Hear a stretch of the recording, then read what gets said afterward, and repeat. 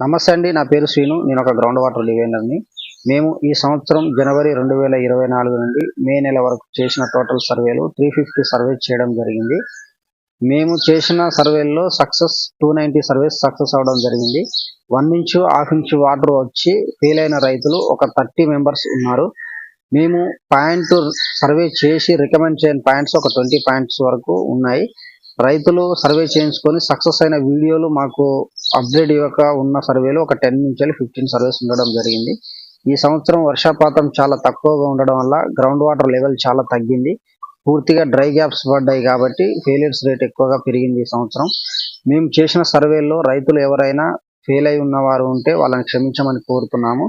ఎందుకనంటే మేము 3 మెథడ్స్ ద్వారా చెక్ చేశాము. 3D లొకేటర్, పీపీడబ్ల్యూపీ, కొబ్బరికాయ, డౌజింగ్ రాడ్స్ ద్వారా 3 మెథడ్స్ ద్వారా చెక్ చేసిన తర్వాతే ఫైనల్గా రైతులకు రికమెండ్ చేయడం జరిగింది. అయినా వర్షపాతం